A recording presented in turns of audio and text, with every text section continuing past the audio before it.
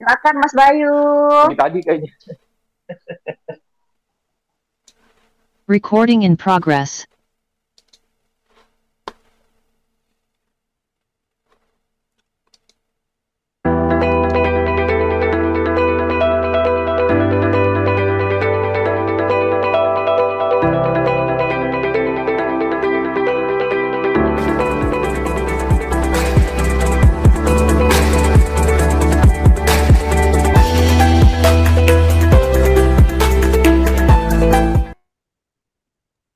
Oke, selamat malam semuanya. Selamat datang dalam webinar Kreator Era AI atau KAI. Sekarang kita berada di webinar yang ke-19 ya. Dan malam ini kita akan membicarakan tentang masa depan Artificial Intelligence. Sangat besar temanya, tapi nanti akan banyak hal yang akan kita bicarakan terkait dengan AI bersama dengan narasumber kita yang sangat spesial malam ini. Tadi sebelum kita mulai, kita sudah sempat ngobrol-ngobrol ringan juga dengan narasumber kita. Gambarnya sudah terpampang besar juga di depan kita ya, di layar. Dan sepertinya akan asik kan narasumber kali ini tuh sepertinya dalam tanda petik ya, suka ngobrol gitu ya. Jadi asik lah nanti kira-kira begitu. Nah, malam ini saya bersama dengan Bang John di sini ya, Bang John. Tapi karena Bang John sedang dalam perjalanan, jadi nanti mungkin akan sebentar menemani, kemudian nanti akan berangkat. Tapi juga ada Riri. Halo Riri, juga akan bersama Riri di sini ya. Ya, halo Kamila. Halo, malam ini kita akan bersama ya. Iya Kamila, hari ini kita kedatangan narasumber yang luar biasa banget berkontribusi untuk pengembangan internet dan pendidikan digital di Indonesia ya Kak ya. Luar biasa sekali. Ya, betul sekali. Nah ini narasumbernya udah ketawa-ketawa nih, ini dia udah sangat semangat gitu ya untuk ngobrol dengan kita semua yang ada di sini ya. Saya penasaran banget nih, kayak kita bakal diajak dalam tanda petik gila ya, gila dalam arti belajarnya tuh gila-gilaan kira-kira gitu ya.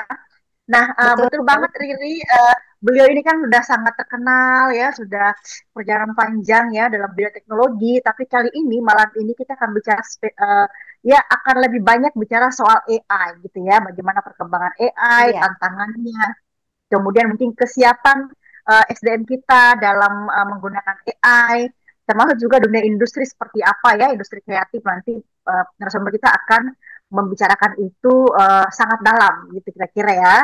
Oke, siapakah narasumber kita Riri? Boleh diperkenalkan? Oke, baik Kak Mila. Beliau adalah pakar teknologi informasi dan komunikasi, seorang dosen, penulis, dan inovator yang sejak awal tahun 2000-an dikenal sebagai penggerak utama dalam demokratisasi akses internet di Indonesia.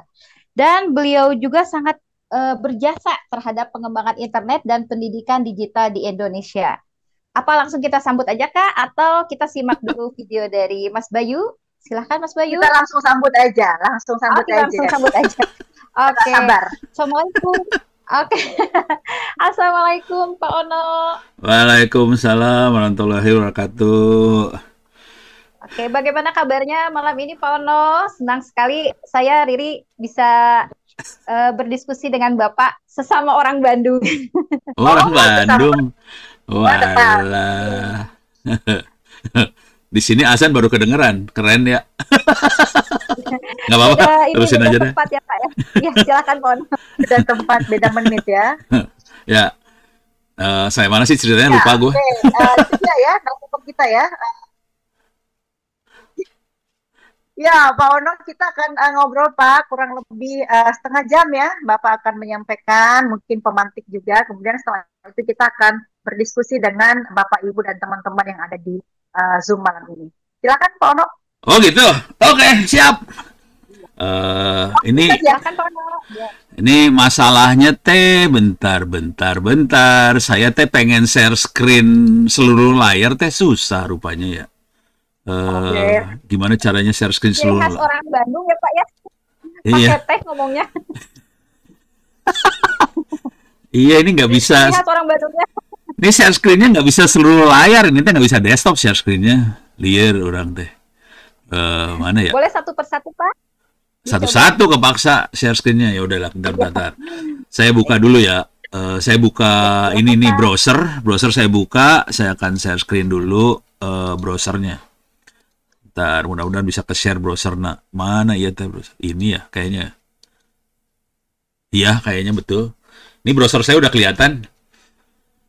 Sudah, Pak. Sudah. Oke. Sarannya gini deh. Ini saya kasih lihat. Ini folder, kelihatannya ini folder Google Doc, kelihatannya Google Drive. Kelihatannya Google Drive. Kelihatan, Pak. Oke. Saya kasih alamatnya di chat s.id/free OWP ebooks. Alamatnya di situ ya. Saya tulis di chat s.id/free/free OWP-ebooks. Itu alamatnya ada di situ. Saya akan nunjukin, saya nggak akan ngasih lihat filenya, soalnya filenya gede-gede. Ini sebenarnya sekitar 100 halaman, 200 halaman. Silahkan di-download aja, tapi dari judulnya terus saya ceritain, kira-kira kayak gitu. Biar ngasih gambaran apa yang terjadi di Republik Indonesia hari ini. Wah, seru kan? Oke, saya turun ke bawah pelan-pelan ya, sambil nanti saya akan naik turun file lah, kira-kira kayak gitu ya. Di sini silakan, Pak. Nah, di sini ada beberapa. Jadi ceritanya gini, file-file ini saya buat. Jadi kan saya kan sering diundang nih. Ini sama Lemhanas lah, sama ini ada SK kami. Ini yang tulisan Smart Digital Energy itu SK kami guys ya. Diundang kayak gitu. Mereka mintanya PowerPoint. Jadi Pono bisa minta PowerPoint-nya nggak? Presentasi 5 slide kayak gitu. Saya kan sebel banget diminta cuma 5 slide aja. Akhirnya saya bikin buku. Jadi ini rata-rata sekitar 100 sampai 200 halaman buku. Jadi mereka cuma minta 5 PowerPoint slide, 5 sampai 10 slide PowerPoint, saya kasih buku 100 halaman, 200 halaman. Kenapa sampai kayak gitu? Soalnya saya bikinnya juga pakai AI, udah cepet pisan. Kurang ajar. Oke, jadi saya bikin pakai AI, nanti bisa dibaca. Oke, sekarang ini bukunya baru-baru nih, bisa digeser nggak sih? Nggak bisa ya? Oke, ya udah. Nih, ini kelihatan nih, ada tanggalnya ya, Juni 2025, nih berarti masih berapa minggu yang lalu lah ya. Nah, ini contoh yang paling baru aja nih, ada Smart Digital Energy tanggal 8 Juni 2025. Ini SKK Migas. Kisahnya kayak gini SKK Migas teh. Jadi tanggal 8 ini, pokoknya sekitar ini ya betul lah 2 minggu yang laluan gitu kira-kira 20 hari kurang, 3 minggu kurang lah ya. Mereka bikin hackathon, pertandingan AI.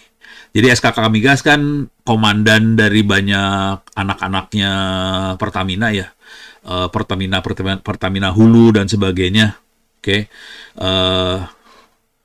Tidak tampil di Google Chrome-nya. Oh alah, oke. Coba saya arahin deh, mudah-mudahan tampil. Pusing saya yang ini teh beda kunaon ya. Coba share. Ini sekarang udah tampil belum? Keluarnya beda ya. Keluarnya error kunaon ya. Kunaon ya. Your connection is not private katanya. Hah? Iya, kenapa ya bisa kayak gitu ya? Ini belum dijampi-jampi kali. Ini beda, soalnya zoomnya beda sama yang biasa saya ini nih. Kunaon. Jadi keblokir gini zoom saya aneh. Iya, kenapa bisa gitu ya? Oh, ini dia. Salah klik. Nah, iya meren, kelihatan dia. Oh, iya. Keluar. Ya, terlihat, Pak. Stres gua.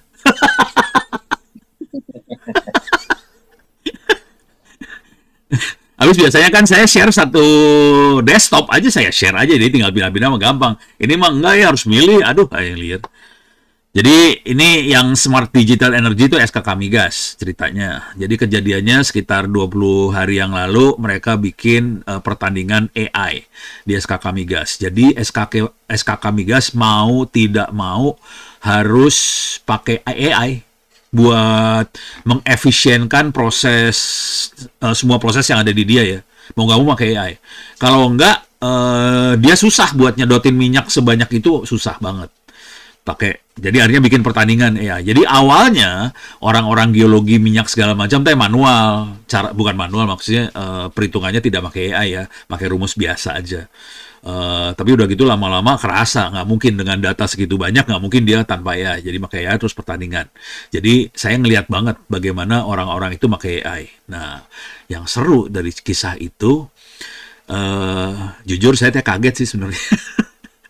Bayangin yang ngerjain teh bukan orang IT, itu teh bukan orang komputer, itu teh orang ini ya, orang apa sih namanya? Orang minyak, orang geologi, orang fisika gitu. Mainnya AI.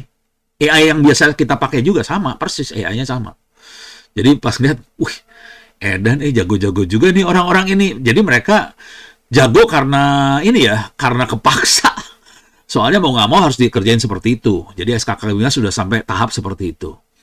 Yang seru lagi dari ini kalau dibaca di buku yang ini yang ada inovasi teknologi itu eksplisit banget tulisannya, mau nggak mau SKKMIGAS harus seperti itu. Yang itu pertama pakai AI, yang kedua kalau kita mau survive mau tidak mau harus pakai open source.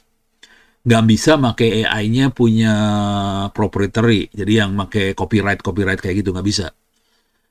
Dan ini udah arahan dari SKKMIGAS-nya udah kayak gitu juga akhirnya ternyata. Jadi pas kemarin ada panel diskusi di Bandung, seminggu sesudah itu panel diskusi di Bandung, semua ngomongnya sama kayak gitu. Jadi arahnya SKKMIGAS sudah eksplisit banget. Ini urusannya bukan masalah AI sih sebenarnya. Ini urusannya masalah kedaulatan bangsa Indonesia gitu. Jadi udah sampai level itu sih SKKMIGAS. Ini yang saya lihat di SKKMIGAS langsung. Sebetulnya sebelumnya hampir setahun yang lalu teman-teman Bank Indonesia juga bikin hackathon AI. Cuman agak beda sama SKKMIGAS. Kalau SKKMIGAS perusahaan yang terlibat banyak ya. Ada 20-an sekian perusahaan Pertamina Hulu rata-rata. Mereka yang terlibat banyak. Kalau di Bank Indonesia itu arahnya ke arah kampus, terus juga mungkin ke anak organisasi di bawah BI buat inovasi AI-nya. Jadi tapi saya kebetulan waktu diundang teh ininya tabrakan tanggalnya. Jadi mereka geser tanggal tiba-tiba. Pono, ini finalnya tanggal sekian. Ya udah, saya nggak bisa, udah ada acara yang lain. Minta maaf, gue nggak bisa ikut gitu. Jadi kejadiannya seperti itu. Tapi poin yang pengen saya sampaikan di sini adalah gini, bangsa Indonesia itu jago-jago sih sebenarnya, asli. Nggak nyangka sih sebenarnya segitu jagonya. Nah, kejadian yang seru dari itu adalah jadi waktu saya jadi juri di SKKMIGAS, kejadiannya ini kayak gibah jadinya ya. Jadi waktu saya jadi juri di SKKMIGAS, Bu Menteri Mutia Hafiz minta ketemu. Saya dipanggil, pengen ketemu dia. Pas lagi jadi juri, ya kepaksa ditolak dong. Punten, ini lewat ininya ya, lewat sekretarisnya dia. Punten, saya nggak bisa. Soalnya lagi jadi juri di SKKMIGAS, perusahaan AI. Deh, di reschedule minggu depannya ketemu. Ngobrol. Ternyata orang-orang di Kominfo, Komdigi lah sekarang ya, tidak sadar bahwa Indonesia segitu jagonya. Asli nggak nyadar, mereka nggak tahu. Nggak segitu aware bahwa Indonesia segitu jagonya. Sampai ada salah satu staffnya sampai keluar kata-kata kayak gini nih. Bukan keluar dari Mutianya langsung ya. Keluar kata-katanya gini. Emang ada orang jago AI di Indonesia? Keluar kata-katanya kayak gitu. Langsung si Ono kan mengkelap gitu. Kalian tahu nggak sih? Saya ini juri di SKKMIGAS. Dan Ono itu melihat dengan mata kepala sendiri bagaimana anak-anak itu jago-jago buat melakukan ini semua. Jadi kita dahsyat sih sebenarnya. Oke, dari situ mereka mulai kaget kan, di Komdigi udah mulai kaget. Terus udah gitu mulai ngomong soal digital talent. Jadi mereka bilang, jadi mereka kalau udah monitoring kegiatan Kominfo yang lama, sejak zamannya Jokowi kemarin, jadi Jokowi kayaknya ada tekanan dari Pricewaterhouse atau apa segala macam lah ya. Ini Indonesia butuh 600.000 digital talent tiap tahunnya gitu. Udah gitu Jokowi neken dong ke Komdigi, Kominfo, lu harus bikin digital talent 600.000. Oke, bergeraklah dia buat seperti itu. Nah, yang jadi masalah, yang digital talent kan logikanya kira-kira gini. Jadi mereka buka training, udah gitu orang-orang dapetin ilmu, dapetin sertifikat, jadi talent digital lah. Udah jadi pura-puranya mudah-mudahan jadi jago lah, kira-kira kayak gitu. Nah, sekarang ada beberapa masalah di situ yang terjadi ternyata. Satu, yang ngasih ilmu teh vendor kebanyakan. Jadi Google, Amazon. Jadi artinya dia ngasih ilmu tentang produk. Untuk pakai Google Cloud gimana, Google AI kayak gimana, segala macam. Jadi produk lah yang dikasihnya. Bukan dalemannya, bukan ilmu dalamnya, bukan cara pakai produknya sih sebenarnya. Jadi dia buka pasar sih sebenarnya. Dan dia ngemodalin jadi setengah dari, jadi kelihatannya sih kayak ilmu, tapi sebenarnya kita ditempel ke produknya dia sih sebenarnya. Ya di satu sisi sah. itu ya normal lah kalau orang di dunia sana kan emang gitu modelnya mainannya. Nah, itu satu. Dan menterinya udah mulai komplain nih. Kemarin menterinya komplain, no ini kita kayaknya punya masalah nih soalnya ini. Udah, itu satu. Yang kedua, masalah kedua adalah gini. Hari ini setiap tahun ada 6 juta anak masuk SD. Kira-kira 6 jutaan anak tiap tahun masuk SD. Idealnya ada 6 juta anak jadi sarjana. Supaya 100% input jadi 100% output gitu. Yang bagus kan gitu ya, input output sama. Tapi kalau kita lihat statistik di Republik ini kan input 6 juta, outputnya cuma 600.000. Jadi hari ini cuma sekitar 600.000 aja yang jadi sarjana. Jadi itu semua jurusan ya, apakah itu ilmu sosial lah, teknik apa segala macam, 600.000 totalnya. Padahal tadi tekanannya adalah tiap tahun bangsa Indonesia butuh 600.000 digital talent setiap tahun. Padahal sarjananya cuma 600.000. Emang seluruh sarjana Republik Indonesia setiap tahun mau jadi digital talent kan nggak mungkin kan. Nah, kalau kita pilah-pilah lagi lebih dalam, ternyata dari 600.000 sarjana hanya 9% yang teknik. Jadi sebetulnya cuma sekitar 60 ribuan yang teknik itu. Itu bukan teknik IT segala macam ya, itu seluruh teknik ya. Ada teknik perminyakan lah, teknik arsitektur lah, sipil segala macam, itu ada 60.000 orang doang. Nah, kita butuh 600.000, tewas langsung udah. Jadi dari sisi kuantitas kita nggak bisa dapat, di sisi kualitas kita dikadalin vendor, ya, jadi ada masalah gitu. Menterinya komplain. Nah, udah gitu, nah itu ini cerita komplainnya kira-kira kayak gitu ya. Nah, sekarang apa yang kita sedang lakukan sekarang? Yang sedang kita lakukan sekarang adalah akhirnya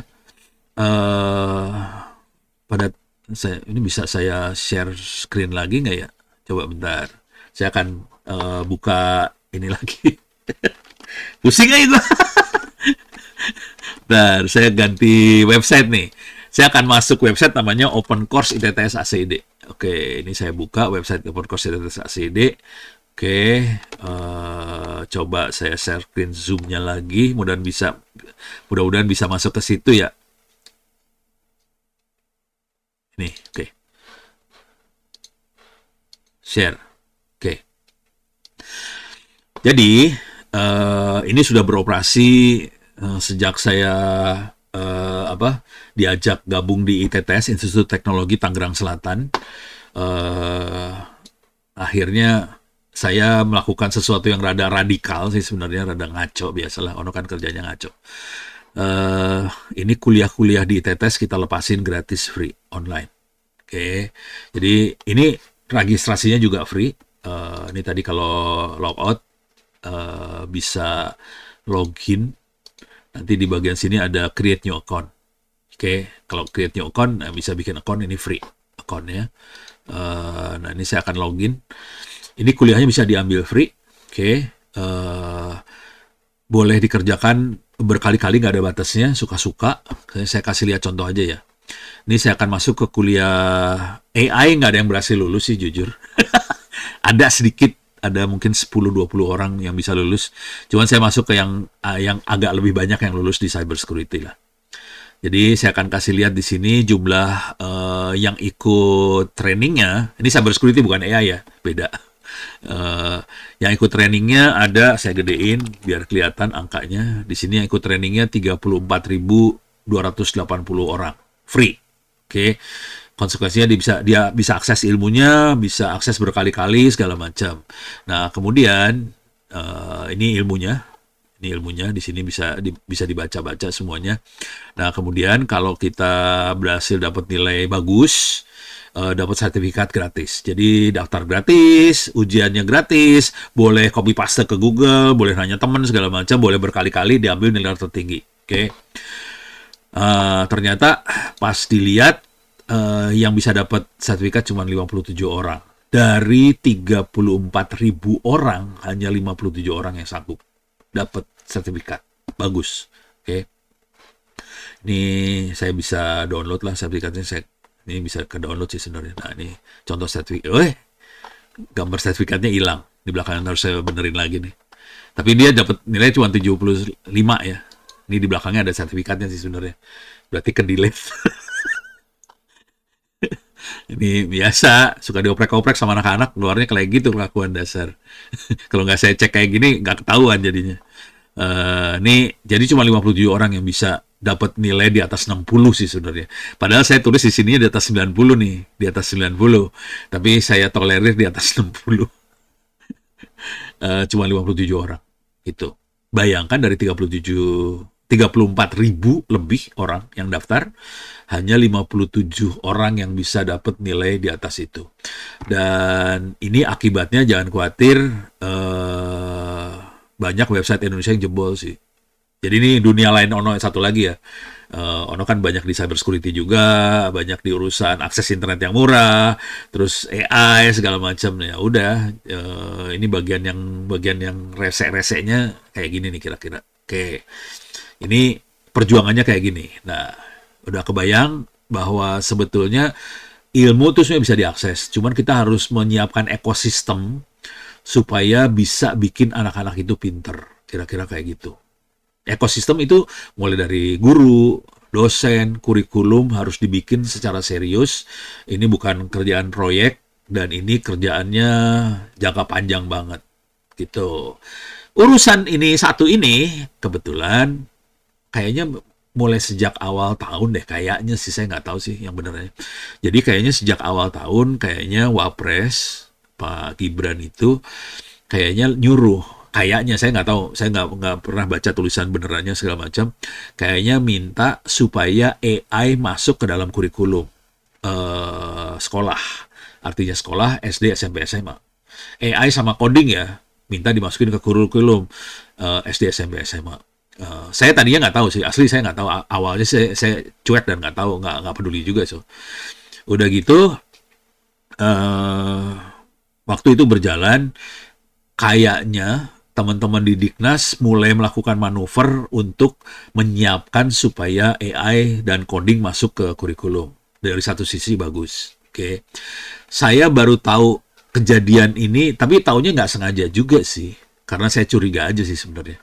Jadi kejadiannya adalah lupa tanggal berapa, tapi kira-kira bulan Juni apa bulan yang lalu.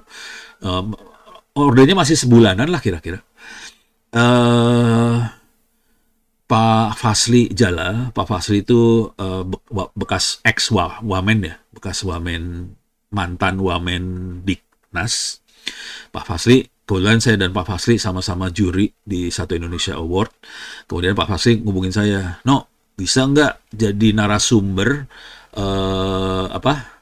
webinar AI buat guru-guru di Sumatera Barat?" Gitu. Karena Pak Fasli kayaknya adalah komandan atau ketua orang-orang Sumatera Barat yang ada di luar Sumatera Barat lah gitu. Ya, dia komandannya, udah gitu dia bergerak supaya minterin guru-guru di Sumatera Barat. Ya udah, saya ikut webinar itu. Jadi itu mah kayaknya biasa aja. Tapi yang menarik ini yang minta bekas wamen. Yang seru pada waktu webinarnya itu, yang hadir 1.500 orang pakai Zoom. Zoom cuma muat 1.000 kan. Jadi 500 lagi lewat YouTube. Oke, udah. Itu saya mulai curiga, ini bisa segede itu agak nggak normal sih. yang bisa segede itu selama ini saya cuma ngelihat Muhammadiyah bisa selevel itu gitu. Tapi ini pemerintah, berarti ada perintah nih guru-guru supaya ikut gitu. Dan beberapa guru di Sumber kan kenal sama istri saya juga, mereka ngontak nih, ini Ono bener mau ngasih pengarahan soal AI masuk sekolah. Saya mulai curiga ada apa ini, kenapa guru-guru dipaksa kayak gitu. Lewat dulu. Terus waktu di hari H waktu seminarnya, Pak Gubernur ngasih sambutan. Ini jadi curiganya naik dong. Ini gubernur yang turun nih, nggak normal. Udah gitu, yang ngasih sebutan yang paling tingginya adalah wamennya langsung dari Dikdasmen. Wamennya ngomong langsung. Jadi wamen, gubernur, ada satu lagi mantan wamen kan, Pak Fasli bekas wamen. Jadi ini petinggi semua yang ngomong. AI masuk ke kurikulum, semuanya ngomong yang sama. Jadi kayaknya Sumatera Barat berusaha curi start supaya AI bisa masuk ke kurikulum Sumatera Barat. Udah. Mikir saya teh, ini ada apa gitu. Udah gitu, yang saya kerjakan, saya mulai ngaco nih. Saya kasih lihat kekacauan saya lagi ya. Saya akan share screen lagi ke folder yang tadi. Mana teh foldernya? Oh, harus di sini lagi merenya. Mudah-mudahan kelihatan nih foldernya. Passwordnya can now see your screen. Mudah-mudahan kelihatan ya foldernya. Nah, ini saya lagi masuk ke folder saya lagi. Saya akhirnya nulis buku panduan AI untuk guru. Mana ya? Ada nih. Bentar. Onowe Purbo. Bentar. Nih. Buku pegangan AI untuk guru TK, SD, SMP, SMA, SMK. Jadi buku yang ini, buku pegangan AI untuk guru TK, SD, SMP, SMA, segala macam, ini ditulis karena saya penasaran sama Sumatera Barat itu. Kok kayak gini, nggak beres nih. Saya bikin buku ini bukunya tebalnya sekitar 300 halaman, bisa di-download free, sekitar 90 megabyte, 300 halaman, bisa di-download free, dan saya lepas free di internet, saya kasih posting di media sosial. Ini ada guru pegangan AI buat guru TK, dan ini ternyata kepake juga sampai dosen sih sebenarnya.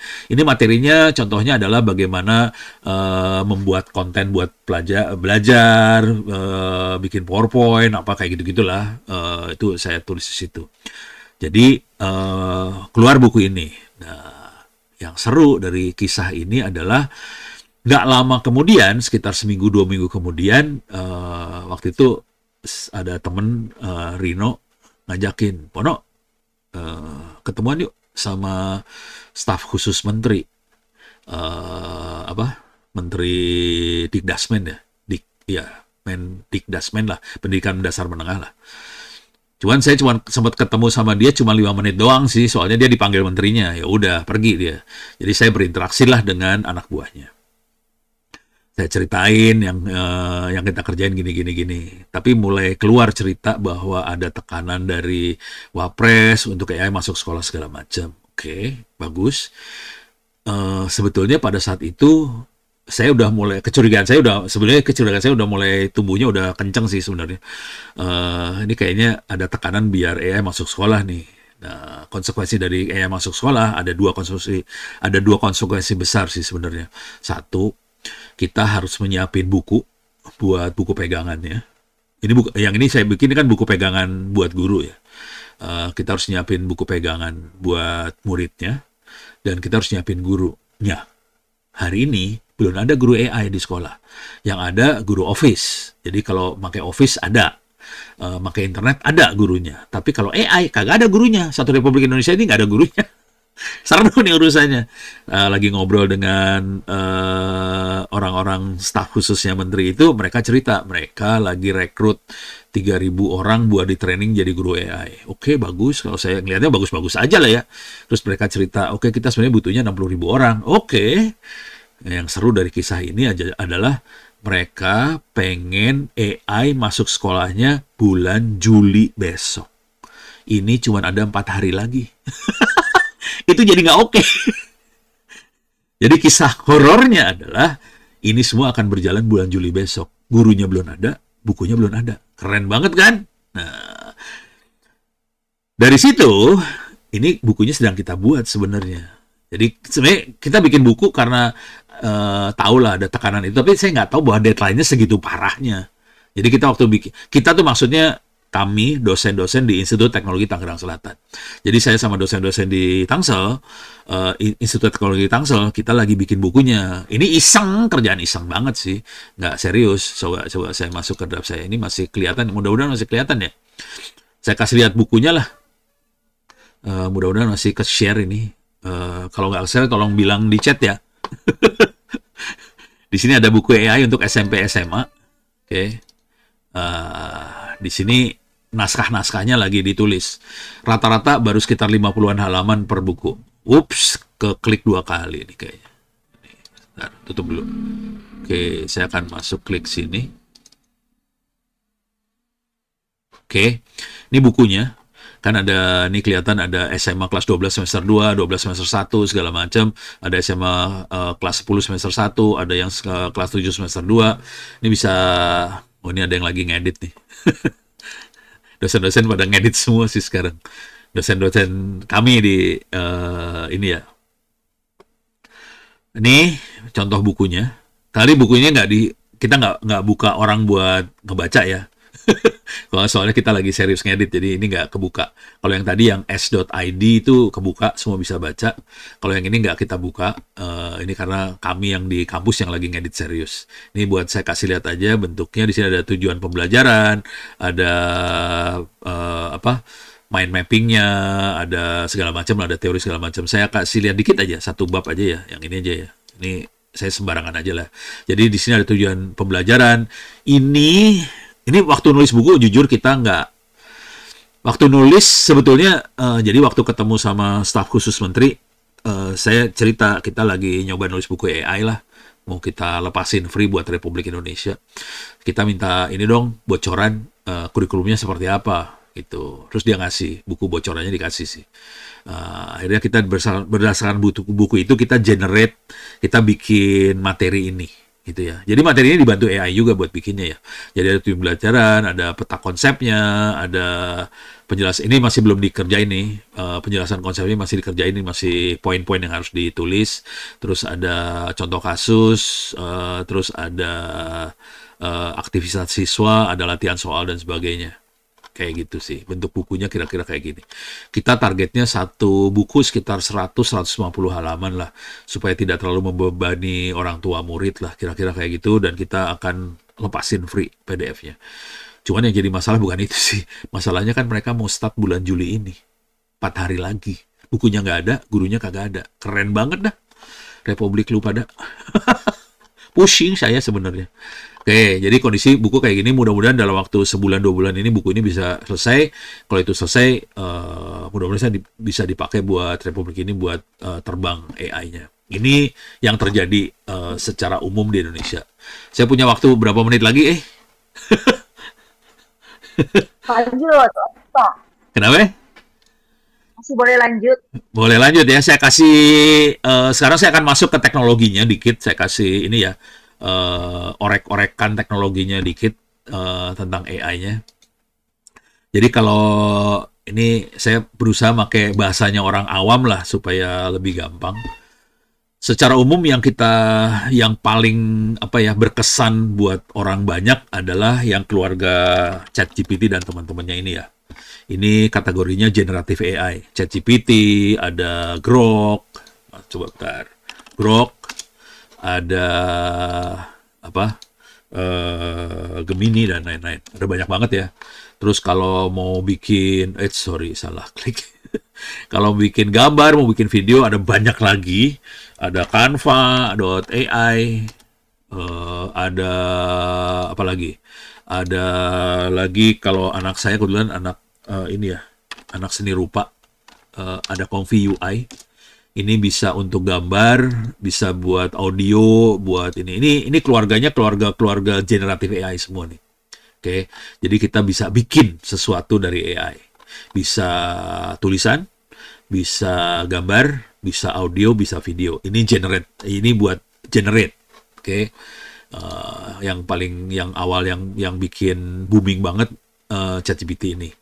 Kalau saya lagi nulis, saya dibantu 3 sekaligus sih biasanya, ChatGPT, Grok, sama Gemini. 3 sekaligus saya pakai sih. Oke, dengan cara itu nanti hasilnya saya gabungin. Kira-kira kayak itu, teknik yang saya biasa pakai. Kalau mau baca teknik benernya, bisa dibaca di folder yang tadi. Ini ada yang s.id/free OWP ebooks. Itu ada, saya masuk ke sini lagi ya. Ini kalau pengen nulis, di sini ada teknik. Nah, ini ada Ono W. Purwo, teknik cepat menulis buku atau jurnal. Dibantu AI. Oke. Jadi itu pada dasarnya saya pakai 3 makhluk ini sekaligus. Jadi dipakai 3-3-nya sekaligus sih. Digabungin hasilnya. Itu yang booming hari ini. Jujur, sebetulnya kalau mau... udah ada yang resign aja nih ya. Wah, ada pemberdayaan wakaf Sumatera Barat. Ini saya selesai dikit lagi ya. Jujur, sebetulnya untuk bisa menganalisa secara detail, kita butuh yang namanya machine learning sih sebenarnya. Saya ulang ya, machine learning. Itu beda sama ini sih sebenarnya. Dan ini yang saya ajarin kebanyakan ke anak-anak lebih ke arah machine learning. Jadi machine learning contohnya adalah gini nih. Ini saya kasih, wah ini kalau saya switch nggak kelihatan ya. Ya udah saya cerita aja kali ya. Jadi bentuknya file Excel. Kalau kita, jadi kisah contoh mesin learning kira-kira gini kasusnya. Saya waktu kemarin ketemu Menteri Koperasi sama UMKM. Dia punya 13 juta data UMKM di seluruh Republik Indonesia. Dan informasi terakhir mereka bisa berhasil ngupdate sampai punya data 30 juta UMKM.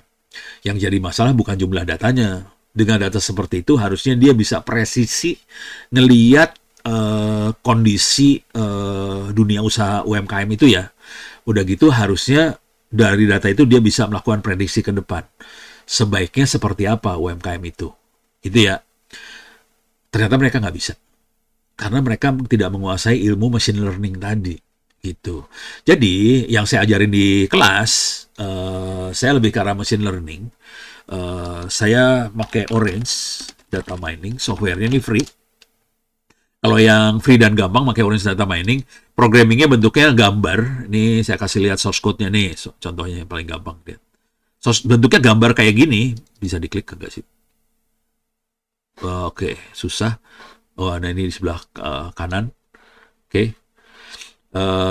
Ini udah program. Bentuknya program kayak gini. Jadi ini yang saya ajarin bentuknya kayak gini. Cuman kalau yang lebih parahnya sih, saya pakai bahasa Python sih. Ini ada yang Pythonnya kalau nggak salah di sini. Bentar. Ini dia. Colab notebooknya saya akan ini yang saya klik source code yang sederhananya ya. Ini yang saya ajarin yang lebih tidak manusiawinya yang ini sih. Ini bentuknya source code Python ini. Dengan cara itu kita bisa analisa lebih dalam dari data-data. Nah, ini bentuknya udah gombal kayak gini lah. Horor lah bentuknya kayak gini lah. Nah, kisahnya kira-kira gini. Kalau kita tidak menguasai ilmu seperti ini, kita akan susah buat analisa data besar. Beda sama generative AI. Kalau generative AI itu kita kasih tulisan, kita kasih segala macam, terus dia bikin tulisan berdasarkan informasi yang kita masukin. Yang jadi masalah, dia kalau suruh analisa data, tewas sih sebenarnya, nggak sepinter kalau kita mainan machine learning. Jadi yang kita butuh selain yang generative AI, kita butuh analisa data seperti ini, dan ini dibutuhkan oleh BPKP, BPK. Ini yang minta workshop ke saya. Jadi saya dimintain workshop sama BPKP, BPK, KSP, segala macam untuk menjadikan mereka dukun. Jadi pertanyaannya cuma gini aja, Pono, bisa nggak kita prediksi ke depan seperti apa? Jadi ini pertanyaan dukun semua sih. Prediksi ke depan program apa yang cocok buat bangsa Indonesia. Kita punya datanya, tapi dari data itu gimana caranya kita melakukan prediksi? Nah, pada tewas kalau udah ditanya kayak gituan. Jadi itu yang main mesin learning-nya di sana sih. Itu. Oke. Ini sudah ada yang resign, kita gimana moderator, kita persilahkan dulu apa gimana? Iya. Selesaikan dulu ya. Ya. Pak Ononya ya. Udahlah udah cukup dulu. Kalau terusin ntar nggak selesai. Baik, kalau gitu kita langsung saja ke Bapak dari Majelis Pendayagunaan Wakaf Sumatera Barat. Silahkan Bapak. Ya. Assalamualaikum Pak Ilham Pak dari Majelis Pendayagunaan Wakaf. Waalaikumsalam. Oh tadi teh video saya nggak keluar. Ketemu lagi. Oh alah. Wah ini beliau ini yang bikin perpustakaan digital buat Sumatera Barat ini nih. Ya silakan Pak. Kumaha. Iya, ya, alhamdulillah. Ini saya kan juga di Majelis Pendayagunaan Wakaf Sumatera Barat, Pak. Ini terkait dengan AI kan. Sekarang kan yang mengadakan itu Nazir, Asosiasi Nazir. Jadi yang pertanyaan saya, bagaimana pemanfaatan wakaf di bidang pemanfaatan AI di bidang wakaf gitu, Pak? Apa kira-kira yang bisa kita gunakan dari ini nih AI ini yang bisa kita manfaatkan di bidang perwakafan? Itu perwakafan ya. Ini jawabnya saya juga bingung, saya juga nggak tahu jawabnya gimana. Saya nanya balik dulu. Di wakaf ada datanya nggak sih? Punya data banyak nggak wakaf? AI mainan? Kalau di Sumatera Barat kita ada wakaf berupa ini tanah, yang bidang tanah sekitar ada hampir 700 bidang tanah, ada lokasinya, ada luasnya, ada maksudnya legalitasnya dan sebagainya ada kita. Data itu ada ya, jadi lokasi apa segala macam, lokasi luas segala macam ada di situ. Nah, terus boleh tahu biasanya waktu nentuin wakaf ini buat apa itu siapa yang menentukan? Apakah antara ini Pak? Ya. Jadi kan ada wakif itu yang mewakafkan, ada yang menerima nazir. Saya sebagai nazir juga di Sumatera Barat itu. Nah itu nanti yang wakif itu biasanya menentukan nih buat apa buat sekolah, buat apa gitu. Tapi itu biasanya kita sulit. Jadi ada kecenderungan sekarang kita peruntukannya ada yang menyerahkan kepada Muhammadiyah, kan kami dari Muhammadiyah juga Pak. Diserahkan ke Muhammadiyah sesuai dengan kebutuhan di Muhammadiyah gitu. Jadi fleksibel juga artinya gitu Pak. Oh oke. Kalau gitu jadi lebih gampang ceritanya. Jadi kira-kira ini logika aja ya Pak ya. Ini saya main logika. Yang saya kerjakan ini lebih ke arah pengalaman ini dari teman-teman Bapeda, perencanaan daerah lah, dari kota, kabupaten, bahkan sampai BPKP dan sebagainya. Jadi itu ada orang-orang yang melakukan perencanaan ke depan. Waktu mereka melakukan perencanaan, sebetulnya mereka punya data nih, rakyat kondisinya kayak gimana. Data ini data tahunan ya, bukan data sesaat gitu. Jadi mereka udah punya data beberapa tahun, penghasilan orang ini kayak gimana, terus pendidikannya kayak gimana, segala macam. Nah, jadi kalau boleh saran, kalau bisa mulai ngobrol-ngobrol sama orang-orang Bapeda ini. Tapi orang Bapeda di Republik ini nggak ada yang ngerti sih. Tapi kira-kira logikanya kayak gini. Jadi sebetulnya Bapeda punya data-data kayak gituan, tahunan. Dari data yang tahunan tadi, sebetulnya kita bisa forecasting ke depan. Forecasting maksudnya gini, kita bisa, jadi kalau orang perencanaan di pemerintah, cara berpikirnya harusnya nih, cuman sekarang ini perencanaan di pemerintah mainannya main ini, plafon. Oke, kamu saya kasih anggaran sekian plafonnya, tolong dihabisin. Nah, itu jadi masalah tuh. Harusnya orang perencanaan di pemerintah, caranya gini, dia dari data tadi, dia dapetin model dari data tadi, dari model ini terus dia coba main dari variabelnya. Kalau pendidikan saya naikkan sekian persen, efeknya apa ke kesejahteraan rakyat? Kalau misalnya kesempatan kerja saya naikin sekian persen, kesempatan kerja saya buka lagi ditambah di mana-mana, efeknya apa ke kesejahteraan? Jadi harus mainnya kayak gitu sih sebenarnya, main simulasi sih sebenarnya. Jadi dari data machine learning gitu Pak ya. Itu mesin learning-nya di situ. Pemanfaatan big data gitu ya. Iya, jadi dari big data kita main mesin learning, kita bisa proyeksikan efeknya ke kesejahteraan. Nah, apa hubungannya ini dengan wakaf tadi? Wakaf itu kan sumber daya. Selama ini kan kita mikirnya sumber daya itu duit aja. Tapi kan sumber daya bisa aja tanah, bisa aja bangunan, bisa aja apa. Nah, kalau sumber daya ini kita masukkan, nanti kita bisa prediksi efeknya terhadap kesejahteraan. Itu jadi kita waktu menentukan penggunaan wakafnya jadi lebih cocok gitu, lebih match. Jadi kita punya argumentasi lebih bagus lah. Kayaknya Pak, tanah ini bagusnya kita jadiin pesantren. Kayaknya Pak, tanah ini kita jadikan rumah sakit. Kayaknya ini ya kayak gitu-gitulah. Argumentasinya nanti dibantu dengan data. Gitu. itu supaya bisa maksimal manfaatnya buat rakyat yang ada di situ. Kira-kira kayak gitu cara berpikirnya sih. Gitu Pak Ilham. Keren ikutan di sini, gue pikir kagak ikut. Oh ya, ini buat teman-teman semua yang hadir di sini ya, Pak Ilham ini kebetulan punya kopi dari perpustakaan digital yang kita coba sosialisakan, dan Pak Ilham ini juga yang mengkopikan ke sekolah-sekolah di Sumatera Barat.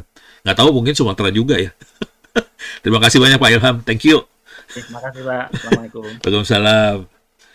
Udah ada lagi pertanyaan. Oh, ini ada yang pertanyaan udah tertulis ini. Iya, Bapak mau ini dulu ya, ada yang angkat tangan juga. Ya, sok lah, mangga, silakan. Bapak Suparno Satira, silakan Pak. Ya, Halo. baik. Ya. Terima kasih. Assalamualaikum warahmatullahi wabarakatuh. Waalaikumsalam, Pak. Pak Ono, sehat-sehat. Alhamdulillah. Nah, saya ingin tanya, Pak Ono, ini yang diajarkan itu, Yang ke anak-anak SMP, SMA tadi? iya, Oke. iya, itu cara menggunakan AI, lalu materi-materinya misalnya seperti ilmu bumi, sejarah, fisika, matematik, itu apa yang ada di dalam cloud gitu aja. Ya oke lah. Ya, sebelum saya lanjutkan ini pertanyaannya. Ini jujur Pak, waktunya, jadi alokasi waktu yang dikasih terbatas sih sebenarnya buat ngajarin AI ini. Jadi kita nggak bisa ngajarin AI buat semua bidang ilmu. Jadi kita lebih ngajarin ke prinsip-prinsip apa yang perlu dia pegang buat memaksimalkan pemanfaatan AI tadi. Tapi karena ini yang kita hadapin anak SMP, SMA, lebih ke apa ya? Kejadian sehari-hari mereka sih, nggak ke ilmu bumi atau apa, nggak terlalu kayak gitu sih. Jadi lebih ke yang umum, lebih agak umum gitu, nggak terlalu detail sekali. Gitu kondisi. Iya. Pertanyaan saya selanjutnya, kalau begitu, nanti betapa tiba-tiba guru disodori demikian banyak, sebutlah mungkin pertanyaan atau permasalahan yang diakibatkan para murid itu menggali informasi atau pengetahuannya itu yang tersedia di cloud demikian beragam. Nah, ini kira-kira bagaimana menilai atau memberikan arahannya? Apalagi, maaf, saya melihat di dalam AI atau di dalam jawaban-jawaban ya setipe dengan AI itu tidak semuanya sesuai, bahkan ada yang cenderung, sebutlah kalau kasarnya salah. Nah, ini mohon pandangan dari Pak Ono. Ya benar. Jadi kalau kita ngerti AI itu terutama yang ChatGPT dan teman-temannya ya. Kalau kita salah ngasih data, dia akan melakukan halusinasi. Nah, itu yang bahaya sih emang. Jadi dia bikin tulisan kayaknya beneran kejadian padahal bohong gitu. Dia bisa bohong emang. Nah, itu ada kalau di level SMA kita ajarin. Di SMA kita ajarin caranya. Jadi itu kita ajarin. Cuman memang jujur sih Bu Pak, mengasih tahu ini ke gurunya setengah mati Pak. Kita cuma punya waktu beberapa hari dan kita harus minterin 60.000 guru. Jadi masalah sih. yang Bapak sampaikan memang benar masalah. Saya juga lagi nggak tahu caranya gimana sih. Asli gue juga nggak tahu. Pusing saya juga. Jadi kondisi realnya emang kayak gitu sih, beneran Pak. Dan itu tapi kalau gurunya, nah yang jadi masalah kan gurunya harus baca ya. Sebagian besar guru nggak mau baca sih. Jadi ya serba salah sih kita sebenarnya. Ya kita berusaha maksimal Pak. Sekarang mohon doanya, mohon bantuannya lah. Kira-kira kayak gitu. Oke, terima kasih Pak Ono. Mudah-mudahan masih ingat ke saya ya. Ya, yang biasanya yang saya ingat yang cantik-cantik Pak. Oh enggak. Terima kasih. Ya, sama-sama. Sorry, bercandanya parah, Ono. Oke, terima kasih. Terima kasih. Oke. Bapak. Sama. Ya. Sama-sama ya. Oke, Riri, kita masih ada yang raise hand kah? Banyak ada ini. Lagi ya, lanjut ke Yang Yang recent atau yang yang dulu, Kak? pertanyaan di chat juga udah banyak nih. Ada 3 paling nggak salah. Oke, salah satu dulu mungkin ya, Pak ya. Yang Sok, mangga silakan. oke, dari Ini Pak Pak Ano. Ano. Pak Ano ya? Pak Ano ya. Pak Ano namanya mirip-mirip. Iya. Pak Ano nanya ke Ano Pak Ono. mau langsung mirip-mirip ya, Pak ya. Oke, Pak Ano, apa mau langsung bicara apa mau saya bacakan, Pak? Saya baca aja deh langsung nih. Ini relatif gini nih. Jadi Oke. pertanyaannya, seberapa presisi AI membaca psikologis manusia lewat teks? Apakah AI bisa menjadi mesin afeksi pemicu carving? Ngelihat keinginan orang ya. Nih ceritanya gini cara berpikirnya. AI itu blow on. AI itu nggak pinter, sumpah. Jadi mesin komputer itu blow on sih sebenarnya, asli. Jangan pernah berpikir komputer itu pinter. Enggak. Komputer itu bego banget sih sebenarnya. Dan dia punya kecenderungan salah yang tinggi kalau kita ngasih data yang salah. Nah, ini untuk pertanyaannya, apakah AI bisa membaca psikologi manusia lewat teks? Jadi tekniknya, dia harus ngerti cara kerja AI juga ya. Cara kerja AI itu kira-kira gini, kita kasih data dulu, kita kasih data training, kita kasih data, terus kita kasih label di datanya, dikasih label datanya nih. Kalau ada orang nulisnya kayak gini, ini orang lagi gabut. Kalau orang lagi nulis kayak gini, ini orang lagi kesengsem apa gitu. Kalau nulisnya kayak gini, ini orang lagi gondok. Jadi kita kasih label dulu sebetulnya. Atau AI juga bisa ngelihat kesamaan antara tulisan. Kalau ada tulisan ini sama tulisan ini kayaknya deket deh. Kayaknya satu kelompok gitu.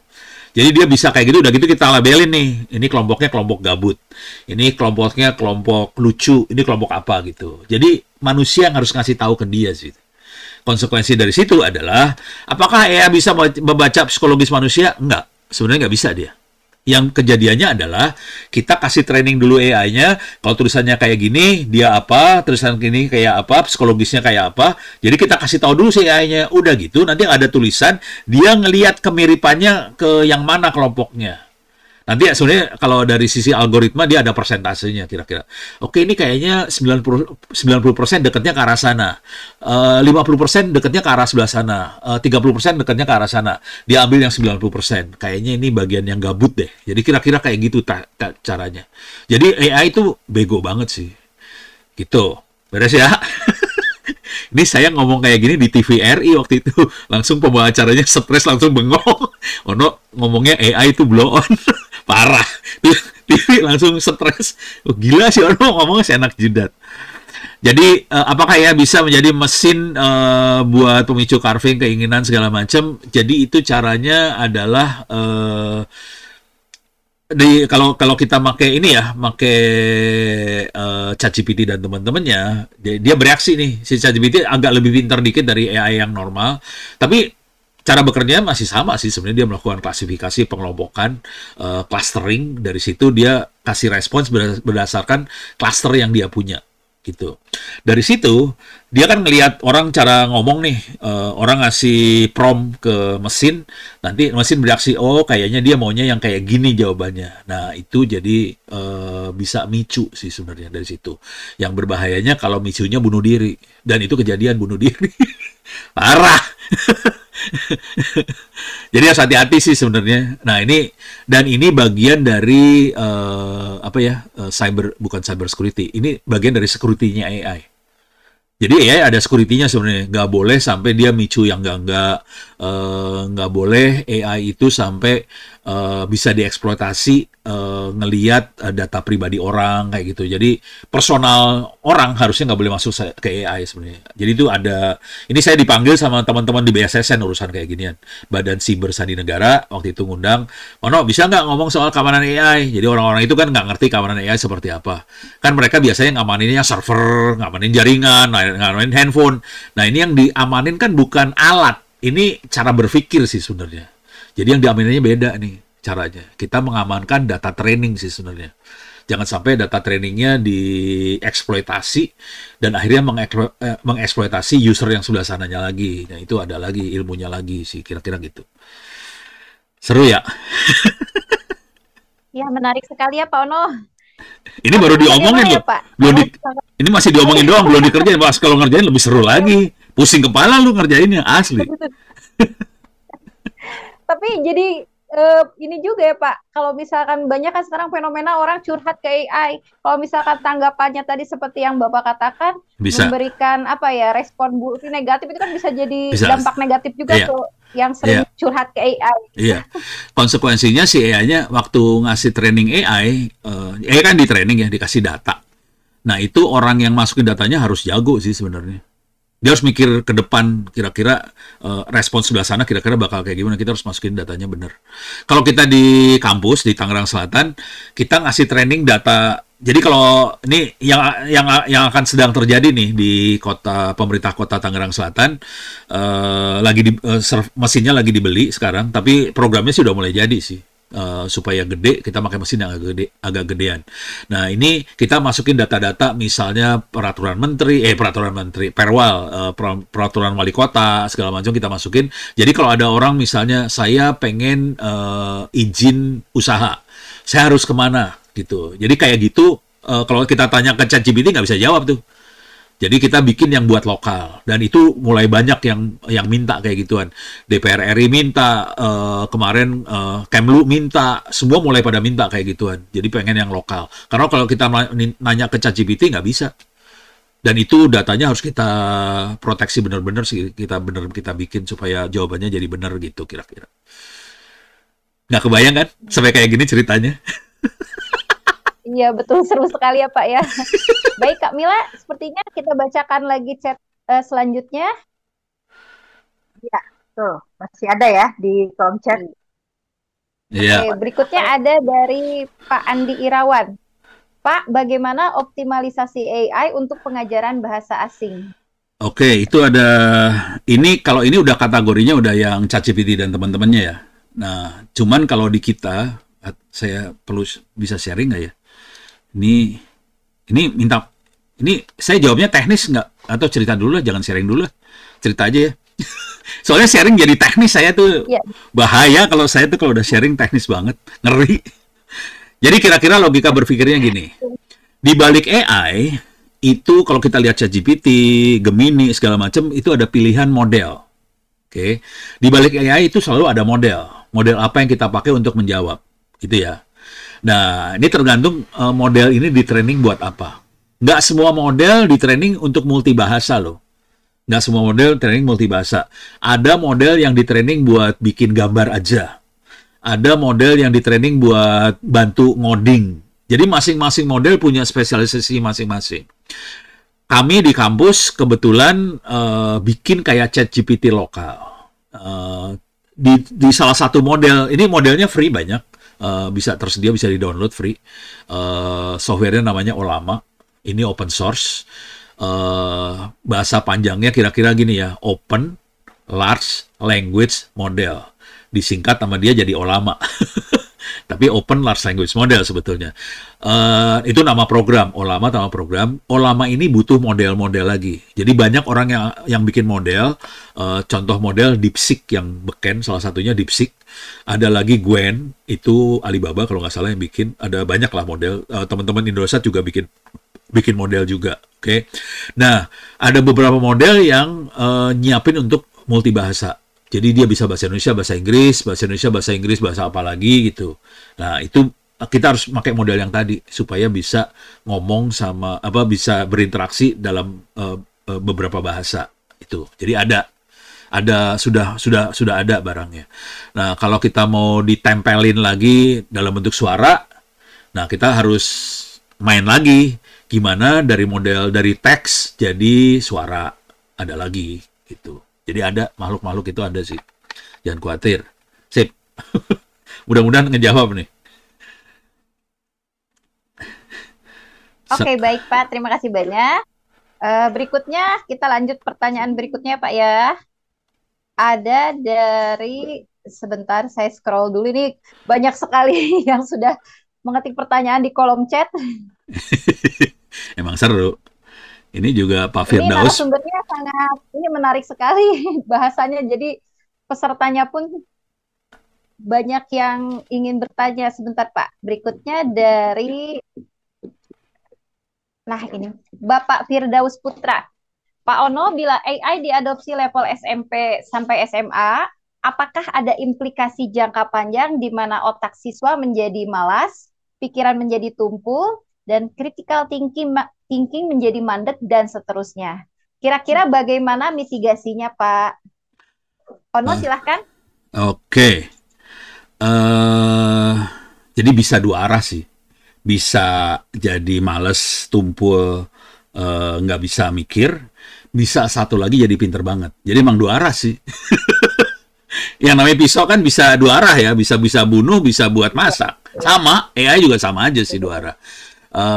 Ini jujur, ini ngomong terus terang jujur. Saya di kampus termasuk orang yang meng-approve AI buat dipakai sama mahasiswa. Buat nulis, buat penelitian, buat kerja sesuatu, kita pakai AI banget.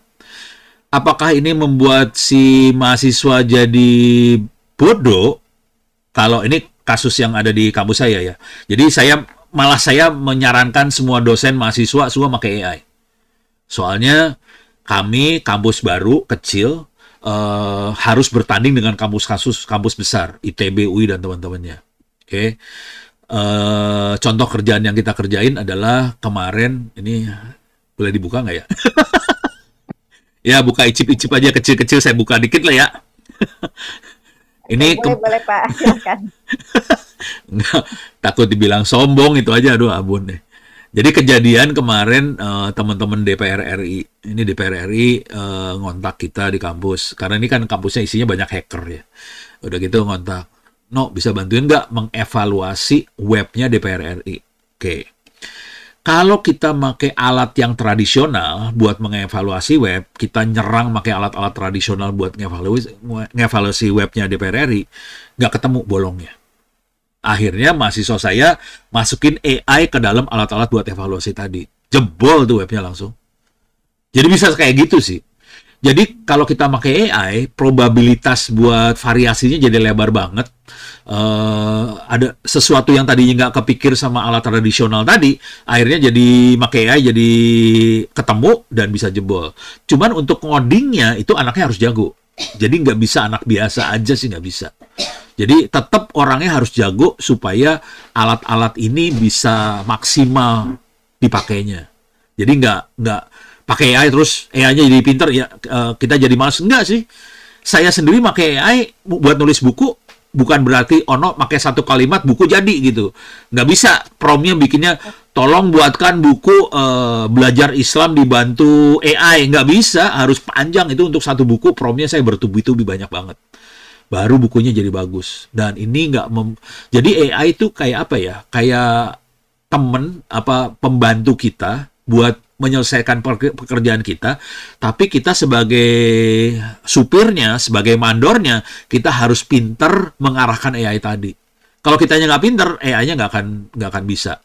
Jadi sebetulnya kalau AI yang normal, kalau kita nggak terlalu minterin anak-anak itu, memang kesannya anaknya jadi males, mikir segala macam sih. Cuman kalau kenyataan kita hidup benerannya, kita hanya bisa benar-benar maju ke depan, bisa maksimalkan AI kalau anaknya dipinterin. Nah, sekarang bagaimana caranya supaya anak-anak yang males ini jadi pinter? Nah, ini akhirnya jatuhnya ke pola pengajaran si guru sih sebenarnya. Kalau saya termasuk guru yang cara ngajarinnya banyak ngasih tantangan ke mahasiswa. Saya banyak ngasih tantangan ke mahasiswa. Ini jujur ya, ini mahasiswa saya banyak ditekan sama Ono sih sebenarnya, jadi pada stres sebenarnya. Nggak baik, ini dosen tidak baik. Saya nyuruh anak-anak ini semester 1 jadi narasumber webinar. Semester 2 webinar. Udah gitu semester 3 mereka udah mulai magang. Udah gitu mulai di tempat magang mereka ngoding dan sebagainya. Kalau nggak dibantu AI, mereka tewas. Jadi akhirnya mereka banyak dibantu AI supaya kerjaannya jadi bagus banget. Jadi akhirnya jadi pada kencang semua kerjaannya, jadi bagus semua. Jadi memang harus dikasih tantangan sih. Jadi gurunya nggak bisa cuman, coba kamu belajar ChatGPT, nggak bisa gitu caranya. Jadi caranya harus ngasih tantangan. Misalnya tantangannya, jadi tantangannya bukan ChatGPT-nya sih sebenarnya. Tantangannya adalah misalnya gini, coba kita bikin resep masakan yang paling enak di Sumatera Barat atau paling enak dari Kalimantan.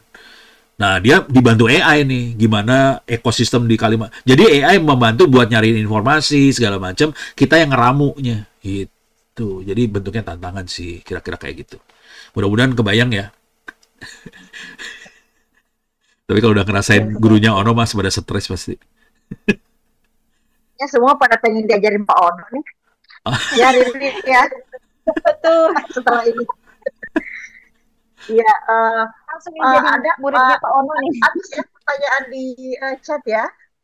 Sudah tidak ada lagi di Masa ada chat. 11 kalau di saya ada 17 new message? Masih ada Kak? Banyak bejibun. Masih ada Kak? Iya. Berikutnya ada dari Pak Adnuri. Ini belum Kak, belum dibacakan. Banyak Kalau saya mah banyak, lihat banyak kalau saya mah. Berikutnya dari Pak Adnuri, silakan. Apakah ada info dari pemerintah swasta atau akademik untuk membuat LLM sendiri from scratch? Silakan Pak. Kalau yang resmi sih nggak ada kayaknya ya. Yang resmi nggak ada ya. Yang resmi nggak ada. Cuman kalau di dunia sudah ada lumayan banyak LLM from scratch itu banyak.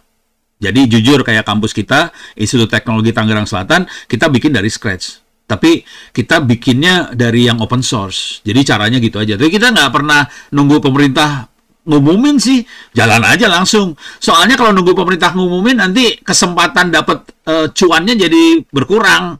Jadi kita jalan aja, udah gitu kita tawarin pakai webinar ke kementerian lembaga. Ini kita udah bisa ini. Mau nggak dibantuin gitu. Nah, itu dapat duit tuh yang kayak gitu Anda. Ini bukan rahasia dulu ya. Kita ngerjain itu buat DPR RI, Kemlu, ada beberapa lah, udah mulai pada teriak semua. Ini yang paling deket ya kota Tangerang Selatan sih. Kalau kita nungguin pemerintah mah udah rezeki udah lewat, diambil orang. Betul. Bisnis ini yang sudah diajarkan Pak Ono nih ya. Ini saya kasih keywordnya dulu ya.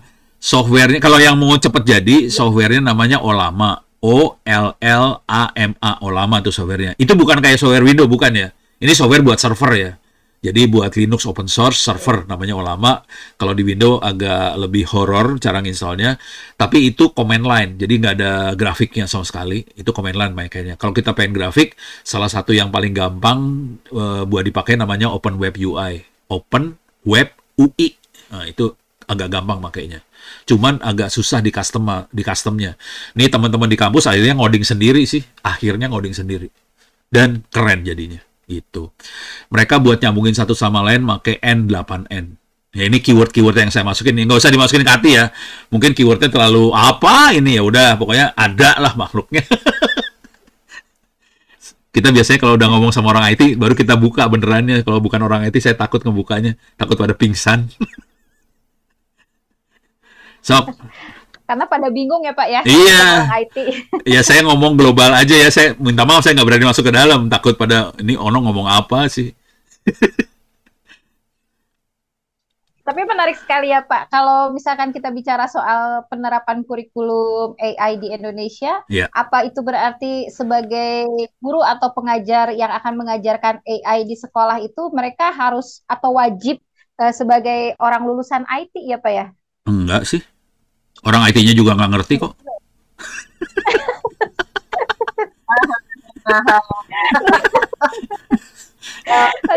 Oke, kita lanjut lagi ya, Riri.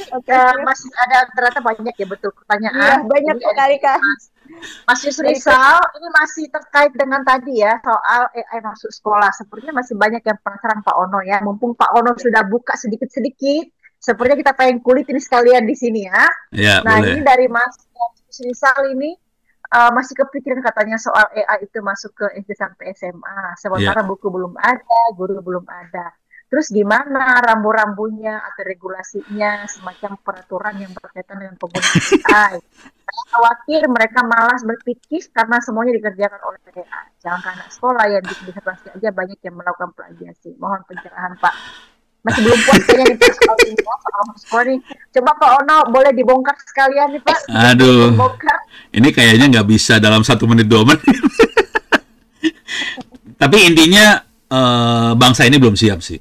Intinya bangsa ini belum siap, dan proses ini adalah proses belajar buat kita semua. Saran saya kira-kira gini lah. Apapun yang Anda tahu tentang AI, tolong dibagi ke teman-teman yang ada di sana semua. Karena nggak ada yang tahu kondisinya. Bahkan Diknas pun kagak tahu sebetulnya. Ini jujur nih ya, minggu lalu kalau nggak salah, ini kejadian minggu lalu lah.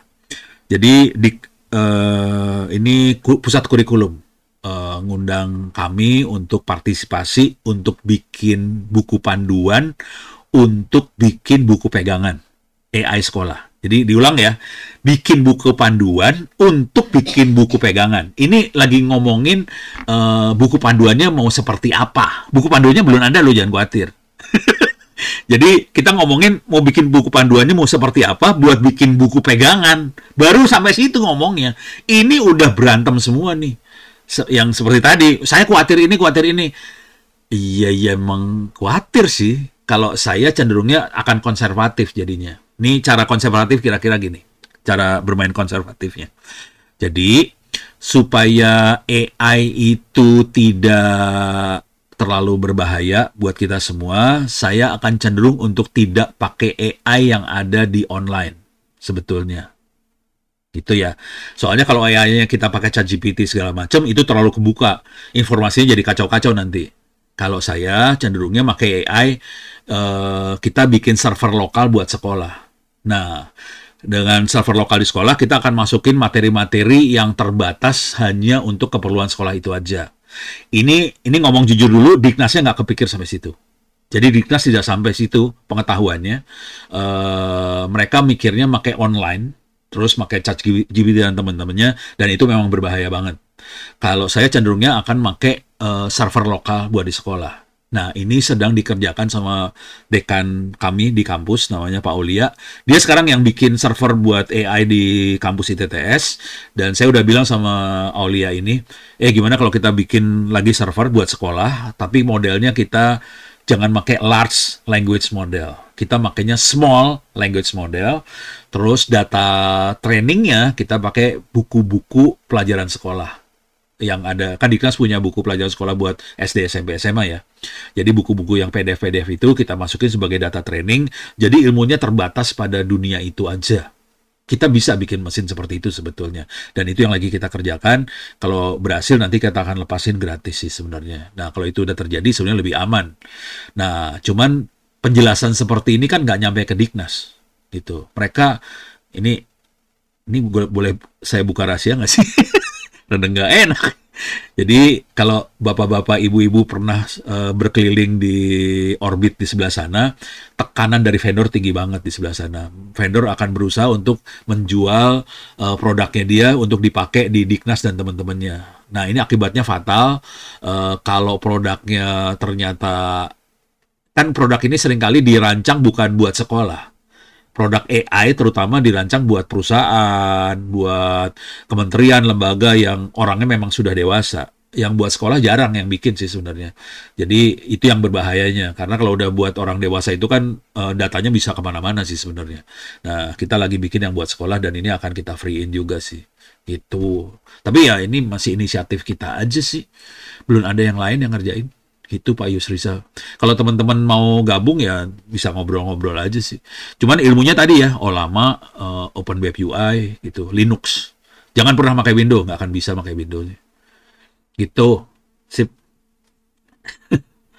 Oke, tadi melengkapi ya. Tapi kalau sedikit aja Pak Ono, sebetulnya tadi kan kita panjang lebar bicara soal kekhawatiran bagaimana AI dan ketidaksiapan gitu ya. Mungkin pertanyaan dasarnya adalah apa yang membuat pemerintah ya dalam hal ini tuh sampai seperti memaksakan gitu ya untuk segera memasukkan AI ke dalam sekolah. Ada agenda apa sebetulnya di balik itu? Nah, ini yang perlu kita ketahui juga gitu. nih. Itu mah sederhana Bu, itu mah. Itu Gibran pengen gitu. Gibran pengen AI masuk sekolah. Udah sesederhana itu sih. Kenapa? Ya supaya dia jadi ya orang yang memasukkan AI ke sekolah lah kali gitu ya, nggak tahu. Yang pasti itu Gibran yang nyuruh. jadi legacy aja gitu ya. Kali mudah-mudahan. Ya dari satu sisi bagus sih sebenarnya, satu sisi bagus ya. Tapi kan harus harus ada persiapan yang lebih serius supaya hasilnya maksimal sih sebenarnya, itu aja sih. Oh, jadi Pak Ono nggak membaca ada agenda apa di balik selain itu ya? Oh Selain iya, bahwa itu ya nggak baca. kalau- Nggak baca. Apakah itu ada Ya, proyek besar? Nggak tahu lah gue. Kan Ono nggak terlibat dalam proyek. Ini aja buku yang buat sekolah aja kita kerja bakti. Kita lepasin gratis. Terus nanti tulisannya Anda bayar make doa abis sholat ya. Gitu bayarannya. Lo mampus nggak? ya, Luar biasa. Tidak ada biasa motif sekali bisnis ya Pak Pak Ono ya. dan timnya sendiri ya. Motifnya buat masuk surga. Dah. Amin, amin. Luar biasa. Oke, kita masih ada pertanyaan kan? Oke. Masih ada nih. Bentar, saya cariin ya. Ono yang nyari pertanyaannya. Oke, berikutnya. Ini ada. Kenapa saja banyaknya? Iya, ini dari Pak Fahmi, Kabupaten Agam, Sumbar. Buku AI buat SD SMP itu linknya boleh di-share, Pak Ono. Ini jujur bukunya lagi ditulis. Kalau sudah selesai kita akan share. Jadi, nah ini silakan monitor nanti di media sosial. Kita akan posting. Tapi kemungkinan 2 bulan lagian lah kira-kira selesainya. Itu ya. Terus ada atasnya lagi. Ada di atasnya lagi ada. Ya. Kunaon? Masih bukunya masih sekitar 2 bulan lagi selesai ya Pak ya? Iya. Pakai doa. Berarti Pakai doa ya, tolong doain. doa Mudah-mudahan 1,5 bulan selesai ya Pak ya. Nah, pertanyaannya Pak Ono, berarti nanti kalau seandainya nanti betul Juli ya, yang itu tinggal 2-3 hari ke depan dilakukan, itu pakai buku panduan apa Pak? Ada informasi Eh, nggak? Buku panduannya doa aja sih, nggak ada. Apa doa berarti? Mendingan bukunya. Jadi pertanyaannya gini, pakai buku apa? Kagak ada. Terus gurunya ada nggak? Nggak ada juga. Keren ya. Buku kagak ada, guru kagak ada. Tapi udah ada perintah dari gubernur apa segala macam, turun perintahnya tuh. Oh. Dia mengajak mungkin vendor dulu kali di awal ya. Ya. Tanya orang Google dulu. Atau siapa? Ya nggak akan bisa juga, Bu. Kan sekolah kita kan ada 200.000 sekolah. Emang Google Serentak. iya, emang Google bisa nyiapin 200.000 orang buat ngajar kan nggak bisa juga. Seru dah. Oke, kita lihat nanti sampai di Juli ya, tanggal 1, 2, dan Ya, 3. tolong doain. Bukan Juli, kita kemungkinan Juli, Agustus ya. Habis Juli teh Agustus ya.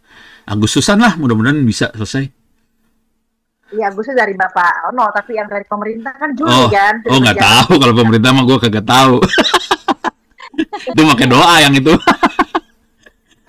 Oke, ini masih ada nih Pak Ono, ini katanya, oh iya ini Pak Ono nih karena promosinya bagus nih, ini emak-emak katanya memasukin sekolah di tempatnya Pak Ono.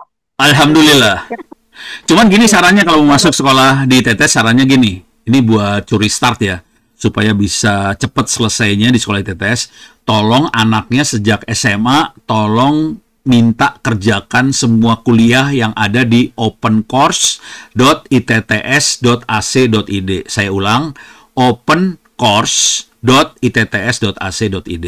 Kalau bisa ngerjakan kuliah-kuliah itu dapat nilai bagus, waktu daftar di kampus ITTS, tolong bilangin ke yang pendaftarannya, saya sudah ngerjakan kuliah ini, dapat nilai kayak gini di open course. Itu semua bisa ditransfer jadi kredit kuliah. Jadi nggak usah diambil lagi kuliahnya. Gitu. Dengan cara itu, mahasiswanya bisa lebih cepat lulus. Dan di TTS, kalau mau lulus, punya pilihan. Tidak harus bikin skripsi, bisa nulis buku, bisa bikin paper jurnal, punya karya sebagai pengganti skripsi. Jadi bisa kayak gitu sih. Kalau nanya, boleh nggak sama Diknas seperti ini? Pakai doa, mudah-mudahan boleh gitu aja. Luar Oke, biasa. Pak Ono, by the way ini Pak Ono dan Riri, ini ada yang bilang di chat ya, sekedar info, sudah diadakan TOT untuk guru-guru Iya. SMK terkait Iya, udah 3.000 orang sih. Baru 3.000 orang. Tapi TOT-nya nggak lama loh ini. Hati-hati, TOT-nya nggak lama. Jadi untuk sampai punya kemampuan ngajar AI benernya itu masih seru ceritanya sih sebenarnya gitu. Ini 3.000 orang TOT dan mereka butuh 60.000 orang. Bener, ada TOT bener. 3.000 Ya, oke. dari Diknas.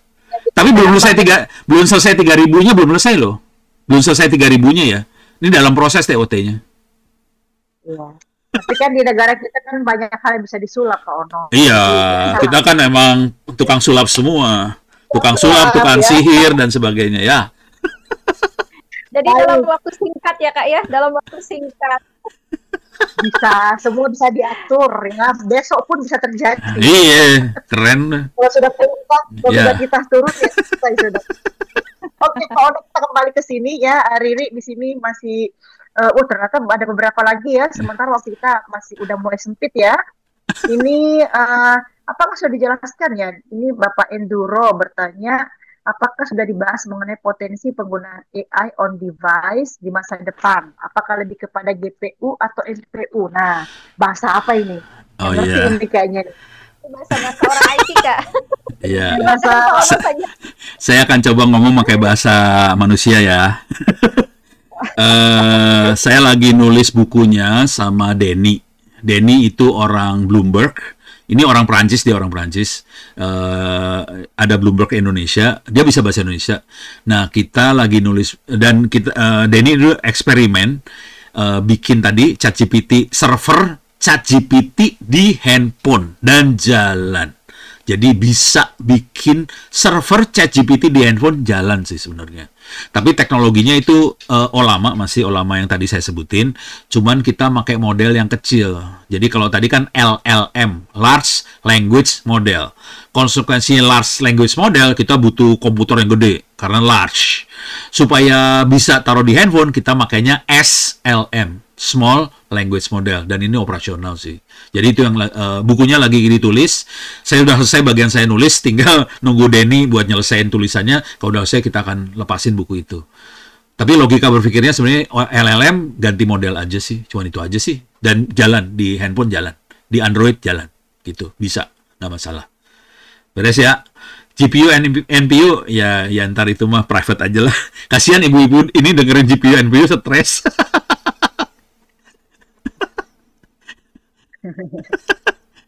Oke, sudah terjawab ya, semoga. Ini juga menarik nih Pak, bertanya ada asosiasinya nggak biar kami para AI enthusiast bisa join dan saling share proyek masing-masing. Mungkin asosiasi antar circle pengguna atau kreator AI kali ya. Adakah, bentar saya baca bentar ya. Ada asosiasinya kah Pak Ono biar kami AI yang sendiri bisa join share proyek masing-masing? Itu tadi di atas ada yang komen nih sebenarnya, ada yang sahabat AI open source-nya Indonesia LLM. Ini siapa namanya Mas Vicky Mahendra sudah ngasih komentar. Jadi ada namanya sahabatai.com dan mereka juga bikin model-model. Mungkin itu salah satu asosiasi. Kalau mau nyari bisa cek di ChatGPT. Apakah ada komunitas-komunitas AI di Indonesia? Nah, itu keluar. Salah satunya Sahabat AI. Sahabat AI termasuk yang cukup besar dan dia juga kontribusinya bagus banget buat model-model AI itu tadi. Gitu. Kalau nggak salah di belakangnya Indosat sih, Sahabat AI. Dia bagus aja sih, bisa kayak gitu. Jadi ada. Jadi kalau pertanyaan ada. Apakah cuma satu? Banyak. Kalau kita biasanya nggak pakai asosiasi sih, kita biasanya KKN antar temen kenal. Lu bisa ini nggak? Bisa ini nggak? Gitu aja, saling ngobrol gitu doang sih. Gitu Bu. Oke, makasih Pak Ono. Tapi masih banyak pertanyaan ini Pak Ono. Ya, itu pertanyaan baru yang masuk. Itu tanggung jawab Bu Riri, itu bukan saya itu. Ya dua lagi mungkin sebelum kita tutup. Oke, ya sebelum kita tutup dua lagi ya Pak Ono. Ya mangga lah, silakan. Oke, berikutnya dari Ibu Popi. Popi, Ibu atau Bapak ya ini? Oh, Popi Pak, ya. ada batas usia. Ya, mungkin ini Ibu Oh, ini mah buat mahasiswa ITTS. Mahasiswa ya. Jadi mahasiswa ITTS. Nggak ada sih batas usianya. Ini nggak enak gue jawabnya yang ini. Nggak ada sih batas usianya. Cuman kemarin ada dosen yang pengen jadi mahasiswa ITTS. Saya yang stres langsung, nggak salah, lu kan dosen udah S2, ngapain lu ngambil S1 lagi? Dan kemarin juga ada anak S1 Geologi ITB, jadi mahasiswa ITTS S1 lagi. Pak, saya pengen belajar AI. Saya mau daftar jadi mahasiswa. Kan langsung saya ngomong, bukannya kamu sudah S1 Geologi ITB, saya pengen belajar lagi S1. Alah, ilaha illallah. Ya serada. Oke. Ya, satu lagi ya Riri ya. Terakhir dari satu Pak lagi pertanyaan. Oke, mungkin ini pertanyaan yang terakhir ya Kak ya. Ini bagus nih yang paling akhir, Pak Oscar Ukri juga bagus ini pertanyaan, sadis banget ini. Pak Ono, kita sedang mengumpulkan dataset pertanian untuk para petani dan PPL atau SMK pertanian. Bagaimana jika joinan agar petani dan siswa SMK lebih terbantu machine learning-nya khas Indonesia? Begitu, Pak? Ya, Barangkali silahkan. jadi kata kuncinya di sini adalah precision farming. Oke, jadi pertanian yang presisi. Salah satu contoh yang ekstrimnya adalah udang. Udang itu kalau sampai makanannya salah, suhunya salah, pH-nya salah, udangnya mati. Jadi dia akan rugi miliaran. Dan untuk bisa seperti itu dia akan ada beberapa teknologi yang dipakai. Dia akan pakai IoT, Internet of Things. Jadi pakai sensor supaya dia bisa deteksi kondisi lingkungannya. Dan di belakang sensor itu pakai AI.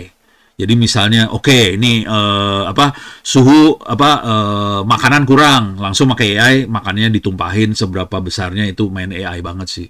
Jadi itu precision farming dan itu memang sedang berjalan. Banyak orang-orang yang main di daerah precision farming itu sih. Gitu. Dan ini bisnisnya gede banget, terutama yang dunia udang dan teman-temannya ya, karena mereka mainnya dunia investasinya miliar. Jadi dia taruh duit bangsa 100 juta buat AI dan teman-temannya masih oke lah gitu. Jadi ada orangnya. Dan saya kenal beberapa orang yang mainan seperti itu. Gitu. Serius ini kerjaannya banyak kok. Dah, ini masih ada lagi. Bu Riri udah mati. Enggak, ini ada di bawahnya ada integrasikan LMS ke AI-nya, nanti keren kali ya. Iya kali. Cuman yang kita di LMS di e-learning kita ada pelajaran AI doang sih. Kita nggak integrasin, capek. Banyak kerjaan yang lain gitu. Sip, mangga Bu Riri. Ya, ini ada satu lagi yang menarik nih Pak Ono juga. Sok, dan mangga. dia sharing ya karyanya nih Pak dari Adnuri Muhamidi ya. Mohon izin, ini kami lagi belajar bikin app, salah satunya ini Poetica Streamlit ya. Bisa generate puisi dengan meniru gaya para legend kayak Uji Tukul, Sapardi Djoko dan lain-lain. Itu ada respon nggak Pak Ono terkait dengan karya teman kita ini? Bentar lagi nyari tadi. Oh ini ya. Lagi nyari. Bapak Ya, Adnuri Muhamadi bikin app ini. Wih, keren ini. Wah, keren ini. Ini keren. Ini keren banget. Kalau mau tektokan pakai Twitter biar bangsa ini pada kaget bahwa ada orang Indonesia yang bisa bikin seperti itu. Mudah-mudahan tidak dipakai buat yang negatif ya. Saya berharapnya ini semua positif lah. Gitu. Ini keren banget sih. Asli. Ini kalau negatifnya namanya deepfake. Negatifnya. Tapi ini kalau positifnya banyak positifnya juga sih. Ini keren, keren. Kalau saya bilang ini keren gitu. Oh, diapresiasi sama Pak Ono ya. Iya, Sebetulnya banyak ya Pak Ono ya, anak-anak muda sekarang yang udah mulai bikin app ini ya, AI. Misalnya itu ada Sasana AI. banyak Pak Ono sih. pernah dengar? Saking banyaknya saya sering nggak denger sih. Saking banyaknya produk-produk AI ya Pak Ono ya. Iya, aduh punten liar saya teh ngikutinnya juga. Pusing. Tapi ini aja saya ngelihat model-model AI yang ada di Hugging Face segala macam, Indonesia juga banyak sih. Jadi emang dahsyat bangsa Indonesia. Ini jujur ya, karena saya ada di lapangan, saya tahu bangsa Indonesia dahsyat. Makanya kemarin sampai salah satu stafnya Bu Mutia Hafiz sampai ngomong, emang ada orang ahli AI di Indonesia, itu saya marah banget sih. Gitu. Berarti mereka tidak pernah ke lapangan. Kurang jauh mainnya ya. Iya, kurang main lah. Ya makanya suruh main sama orang-orang inilah, sama Bapak John Minofri dan teman-temannya lah. Dengan KAI ya, kreator AI. Iya. Dengan Pak Ono. Jangan sama saya nanti error. Oke deh. Oke, Riri, kita sudah tiba di ujung acara ya. Udah setengah 9. Alhamdulillah. Ini buat Mas Adnuri bisa kontak saya di Twitter ya. Buat Mas Adnuri, kontak saya di Twitter ya, biar saya bikin kacau Republik lah. Ini keren soalnya. Biar bikin kacau sama-sama ya Pak ya. Iya, sama-sama kacau kan asik dunia. Oke, baik. Terima kasih banyak Pak. Iya. Iya, berarti kita sudah sampai di ujung acara ya, Riri dan Pak Ono. Kami ucapkan terima kasih banyak kepada Pak Ono yang sudah sharing, memberikan ilmu dan pengalaman juga bahkan banyak informasi yang kita dapatkan yang baru ya dari Pak Ono terkait dengan bagaimana penggunaan AI nanti di sekolah khususnya begitu. Dan di sini Pak Ono banyak sekali teman-teman kita yang hadir ya 100 lebih tadi. Jadi jebol ya. Biasanya di bawah 100 malam ini luar biasa. Ini semua pensiun Pak Ono kayaknya nih Riri ya. Iya, Nah, banyaknya ini laki-laki sih emang. banyak laki-laki lagi pensiun semua ya. Baik, ya terima kasih ya Pak Ono juga kepada Bapak Ibu dan teman-teman semua yang sudah bergabung malam ini yang sudah memberikan feedback ya baik respon pertanyaan tanggapan baik secara langsung maupun di kolom chat gitu ya. Juga partner saya Riri, terima kasih Riri untuk malam ini ya. Sama Kamila, terima kasih juga. Terima kasih Pak Ono. Iya. Sama-sama. Dan kita akan ketemu lagi di webinar seperti biasa ya minggu depan di hari Kamis pada jam yang sama. Oke, silakan Mas Bayu.